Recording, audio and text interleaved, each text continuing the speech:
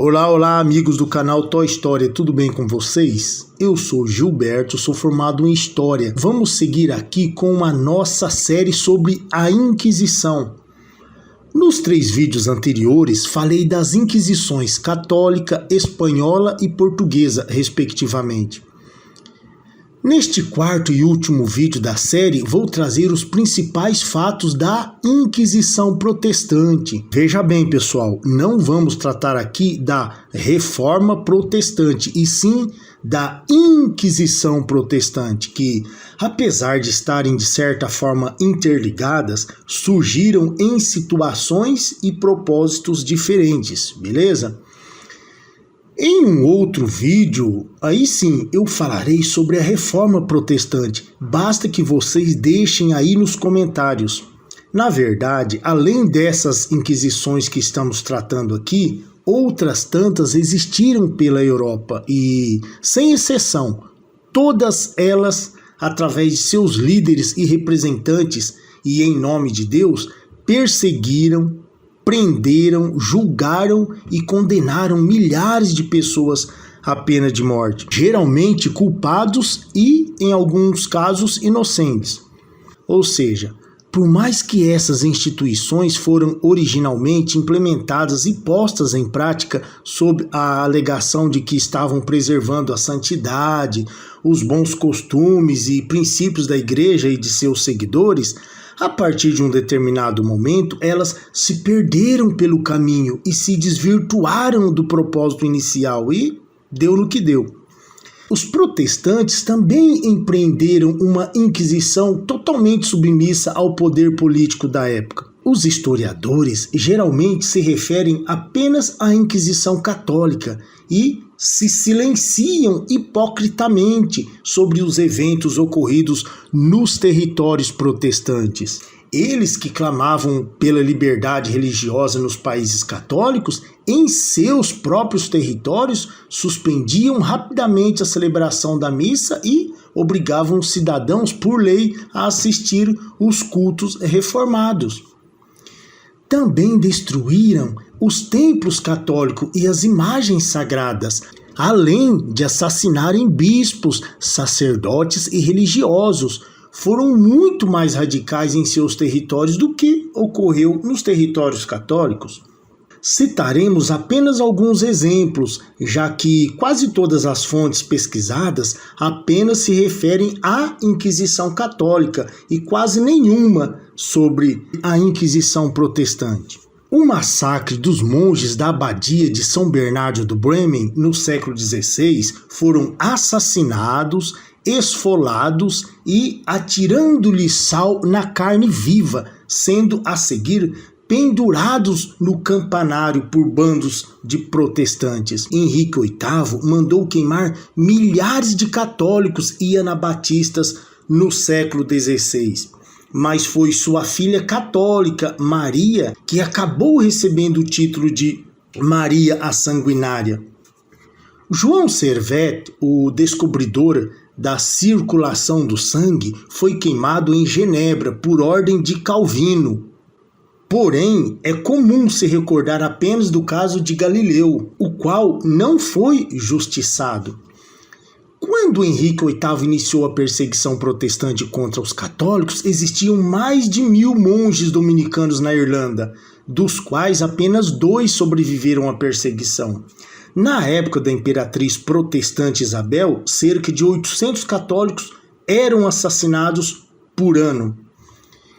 O historiador protestante Henry Hallam afirma que a tortura e a execução dos jesuítas no reinado de Isabel Tudor foram caracterizadas pela selvageria e o dano físico, os castigos físicos.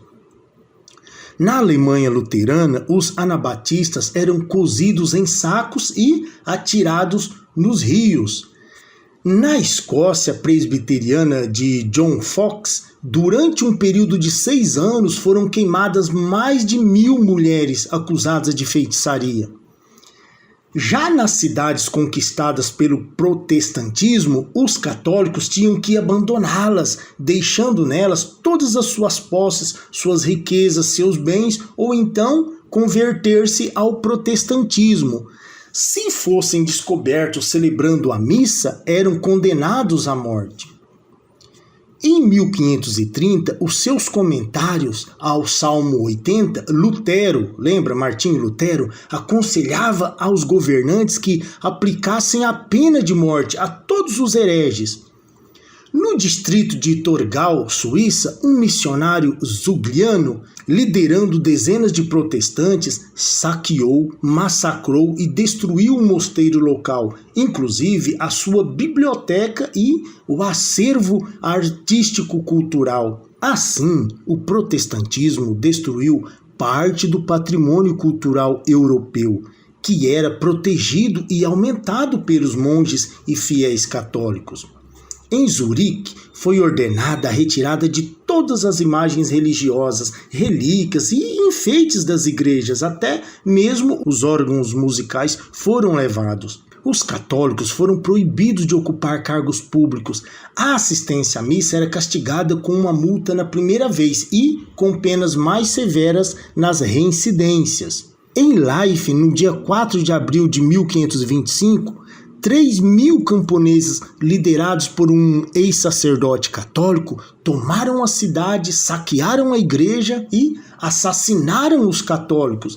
E depois realizaram sacrilégios sobre o altar, profanando os sacramentos de uma forma inenarrável.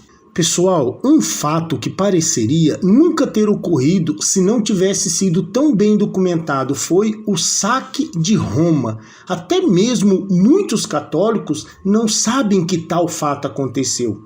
O saque de Roma foi um dos episódios mais sangrentos do Renascimento.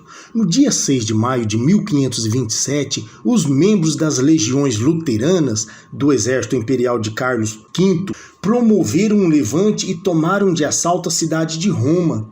Então, cerca de 18.000 pessoas, entre soldados e civis, perderam suas vidas. Tudo bem que foi em uma guerra, não foi um massacre gratuito. Foi em uma guerra, mas promovida com esses ideais ideológicos. Um texto veneziano da época afirmava que o inferno não era nada diante daquilo. E dos 55.000 habitantes de Roma, sobreviveram apenas 19.000. O resgate foi da ordem de 10 milhões de ducados, uma soma astronômica naquela época. Os palácios foram destruídos por tiros de canhões com seus habitantes dentro. Ufa, mas ainda não acabou. Vamos seguir aqui. Em 1547, James Grant publicou uma nota criticando Calvino e foi preso por isso. Foi torturado no potro 2 vezes por dia durante 1 mês e finalmente sentenciado à morte por blasfêmia. Seus pés foram pregados a uma estaca e sua cabeça foi cortada. Os irmãos Comparé, em 1555, foram acusados de libertinagem, executados e esquartejados. Seus restos mortais foram exibidos em diferentes partes da cidade de Genebra. Melanchthon, um teólogo da Reforma Luterana, aceitou ser o presidente da Inquisição Protestante e perseguiu os anabatistas. Como justificativa, olha só o que ele disse: por que precisamos ter mais piedade com essas pessoas se nem Deus teve? Ele estava convencido de que os anabatistas arderiam no fogo do inferno. Zuínglio, em 1525, começou a perseguir os anabatistas em Zurique. As penas iam desde o afogamento no lago ou em rios até a fogueira. Ou seja, eram queimados por fim na fogueira. O mesmo que os católicos na Itália, na Espanha, em Portugal fizeram com os hereges, os protestantes fizeram também nesses países onde eles predominavam. Então, pessoal, depois de realizar algumas buscas por informações imparciais, por fontes coerentes, desprovidas de qualquer viés ideológico e sensacionalismo, o que é difícil a gente conseguir encontrar, mas eu percebi que não há uma unanimidade quanto ao número de mortos pela Inquisição Protestante, mas as informações são parecidas em afirmar que as vítimas ficaram na casa das centenas de milhares, ou seja, a Inquisição Protestante não ficou devendo em nada para as outras 3 que citei nos vídeos anteriores. Assim, eu encerro essa série de 4 vídeos.